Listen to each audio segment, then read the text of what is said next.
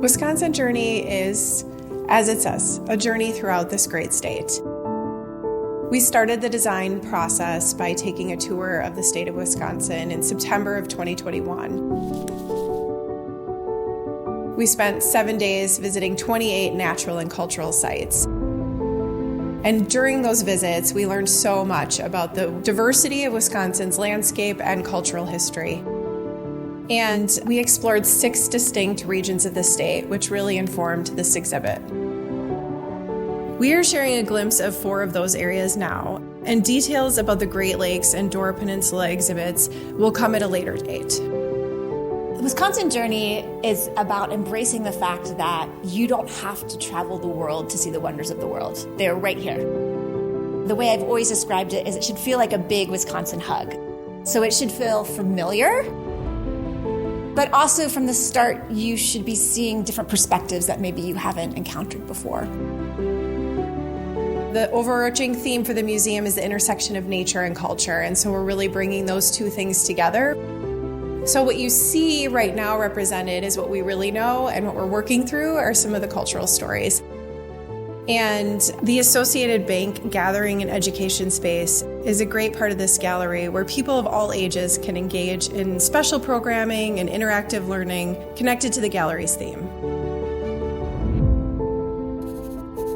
The Apostle Islands are a group of 22 islands in Lake Superior. It's an incredibly beautiful and powerful part of the state. The impact of Lake Superior on the islands has shaped them with these incredible rock formations. So it was really important for us to showcase them because in the whole country and in the world, they're unique. And the Apostle Islands are beautiful year-round.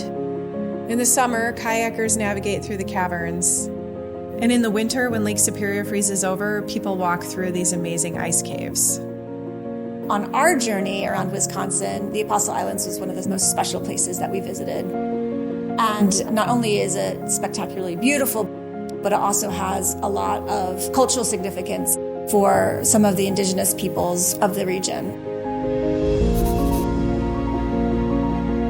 So we really wanted to honor that space, take people to this incredible landscape,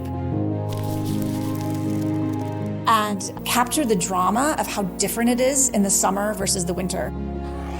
And so what we imagine is that when visitors come here is it will feel as if you are encountering it during the warmer summer months. But as you move through the gallery, it switches quite dramatically to the icy winter months. And we have the migration of birds who are migrating all the way from the north. This is a little bit of a homage to what is currently in the museum. This migration will move from the Apostle Islands through the Northwoods and through several exhibits. One of the survey answers that was very popular about what people love about Wisconsin is the Northwoods. The serenity and peace and quiet and time with their families. And some of the ideas that the exhibit designers have had about how to showcase seasonality and just night and day and how our natural world has so much more than we're thinking about. That's really cool. There's not many places in the world that see the seasons as dramatically as Wisconsin.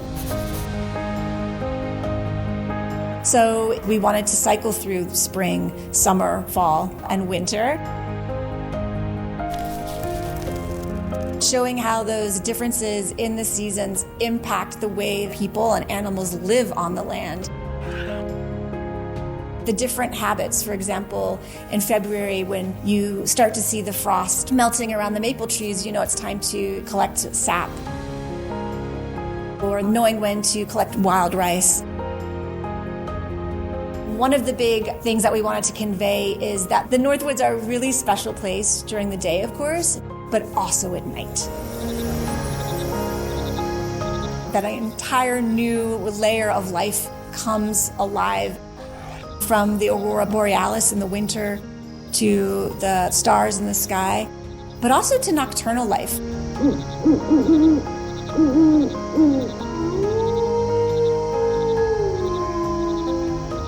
So to take people to that place during the night was really important. The Driftless Area is evidence of ancient Wisconsin. And while glaciers were an incredibly important part of the story of this state, the glaciers did not reach the Driftless region, hence its name. And it was really fundamental to understanding how industry has thrived here in Wisconsin and elsewhere. The first rush in Wisconsin was a lead rush. Who would have guessed? That's how Wisconsin got its name, the Badger State. For the 19th century lead miners who were burrowing into the ground, much like how badgers burrow into their own dens. So we want to bring people into sort of the dark dankness of a lead mine and have them explore why lead has been an important bedrock for the state. Industries like the shell button industry, of course, are really important, and freshwater mussels. We're also really excited about this space exploring the waterways, including a tactile map of the Mississippi and Wisconsin rivers that have been so fundamental to the development of the state. Included in the Driftless region is the Wisconsin Dells area, which is a part of the state that is really unique in its geologic history and especially impacted by the last glacial age. In this exhibit, we'll explore a lot of different questions. For instance, how are the many characteristic features of this landscape shaped over time? And why have the Dells been a special place for Wisconsinites over the ages? It was important for us to really showcase Prairies because of its preponderance in the state. They all tell a different story of how that land has been shaped. And there's an incredible amount of prairie restoration taking place across the state right now, understanding how important prairies are to a diverse ecosystem throughout the state. What's so special about the prairie is not just what's on top of it, but it's the life that is thriving underneath the grasslands that supports everything. So we wanted to literally peel up the earth so you get an idea of the importance of what's going on in the dirt. And under there, you are seeing a little peek at the Hebior mammoth. It was discovered in the 1970s by John Hebior in his Prairielands.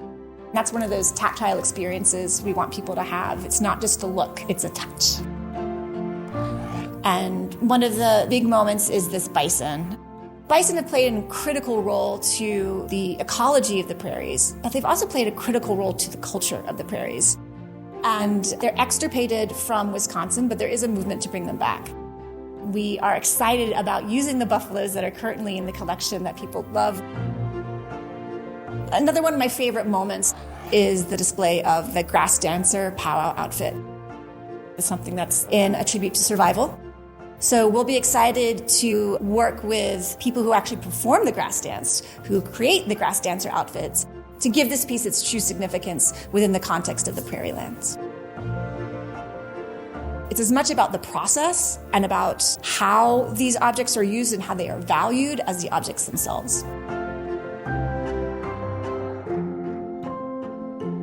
It's a big responsibility to create an experience that feels authentic to the state and allows people who may not have the desire to go way up north or way out west, is to bring them to those places and poke that curiosity that will get them there.